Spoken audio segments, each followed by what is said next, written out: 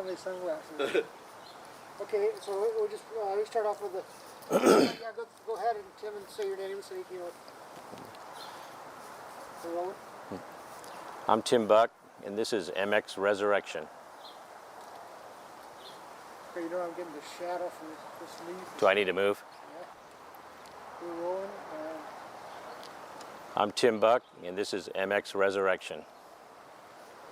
Okay, Tim, what was your favorite bike to ride? Yeah, my favorite bike to ride, it was pretty simple, the CZ 125. I was one of the few guys that rode one, and they were pretty much junk back in brand new in stock form. But all my friends rode one and rode CZs, and just that's what I wanted. So we made the mistake probably of buying one, and ended up spending quite a few $1,000s getting it to run with the other Monarchs and Pentons and stuff like that. But this was all before the CRs came out. Early 70s, what year was it? That was in '71.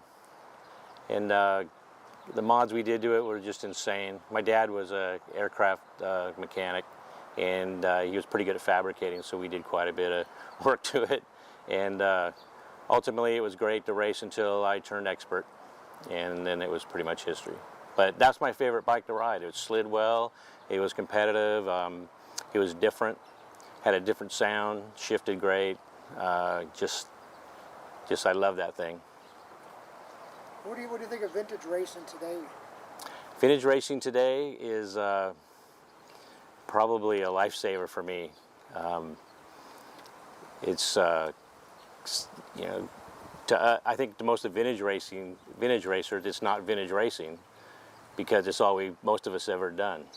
We've done nothing else. Most of the guys haven't ridden new bikes. They've just ridden the old bikes, so it's not really vintage racing to us. It's just fun, the camaraderie. You're racing what you know from back in the old days, and it's just great. It's just great. I'm thinking of vintage racing and the restorations that are going on with these vintage bikes and how big vintage racing is. Tell us, in your own words, about bike restorations and Scott Steger's Vintage Factory. I met Scott a few years ago. However, I knew him back in the old DG days when I was a sales guy there, and he'd come in and buy parts from us, and great guy. And the restoration he does is just immaculate stuff. He does some Marty Smith replicas that are just amazing. They're just complete replicas of what Marty rode back then, and Marty's approves it all. He's heavily involved in making sure all the details are the same, and they're great. I'd love to have one. Speaking of, you want something else? I was just going to say that everything I've seen, Facebook is a big deal, and right now, and you see so much stuff out there, and there's just a few guys that can really even put bikes together like he can, and he's just a master. He's a master restorer, and there's a few of those around. Okay, speaking of like aftermarket parts, you were with DG, and tell us about like the development of pipes and heads and things like that, things that DG did and other companies aftermarket did in the 70s and 80s. I worked at DG for 15 years and started. I'm sorry. You can stop it. I couldn't stand that thing. I worked at DG for 15 years, and I was a mechanic for them before that, and I was, semi-sponsored with them before that.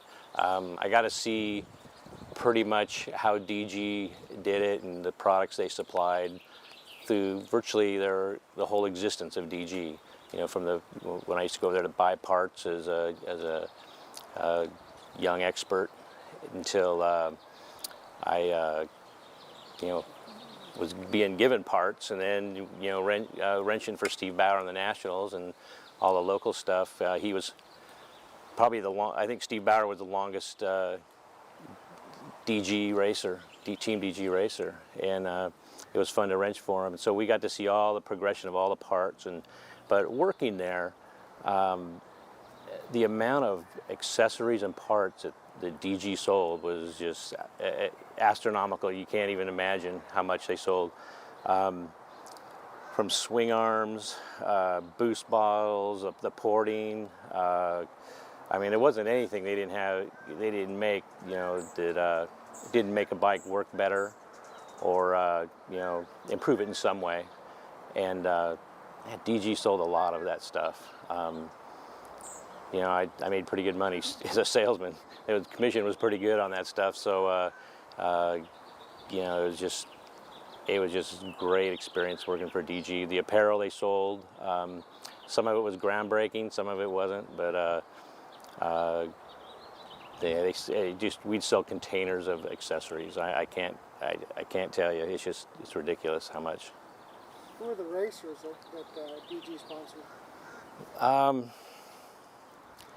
Well, when I was racing, I was racing against them. To me, the ones that I noticed the most were Brock Glover, Davey Williams, obviously Bob Hanna. Those were the guys I, wanted to race like, and like every expert, wants to, beat those guys and strive to be like them. But those are the three guys that really stood out for me. And moving forward, once I started wrenching, Steve Bauer, a personal friend of mine for since he was in high school, and he was something else. He really, to me, he was the epitome of a Team DG racer. Everything he did was DG. He'd eat, sleep, and that's all he thought about. And same here. I'd have to say, but overall, Bob Hanna, probably the biggest Team DG rider. Short-lived, but he was always affiliated with him most of his whole career. And but anyway, yeah, I'd say, those three guys. The Ropkin, David Ropkin, there's a lot of people affiliated with him, not necessarily later on, that rode indirectly for him. DG actually helped sponsor Andre Malharb, Graham Noyce, Warren Reed. They all got paid money by DG at one point or another. Heck, I saw a picture somewhere in Motocross Action years ago of Roger DeCosta racing. He had a DG sticker underneath the tank, and I've been looking for that picture ever since, and I can't find it. But I mean, virtually every racer along the way has, at one point or another, been affiliated with DG or one of the other aftermarket companies. Since we have the aftermarket companies on the development of aftermarket parts, now since vintage racing is so big, how big is the marketing for vintage parts, like it is compared to even like the new bikes? Marketing for vintage parts, I'd say it's a sea hunt. I don't think that there's a lot of marketing for new parts. Most of the stuff people need are the OEM replacement parts, stuff like that. I don't think there's a lot of people making parts for old bikes. So that means that there's, first off, there's a finite amount of parts out there for these old bikes. Craigslist, any place they can find them, eBay.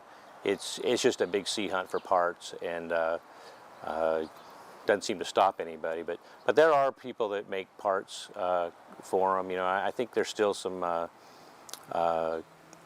suspension is probably the biggest thing. From what I understand, pistons are a tough one, but you can still get some of that stuff. But most off, I'd say for finding parts, it's a sea hunt. That's what it's all about.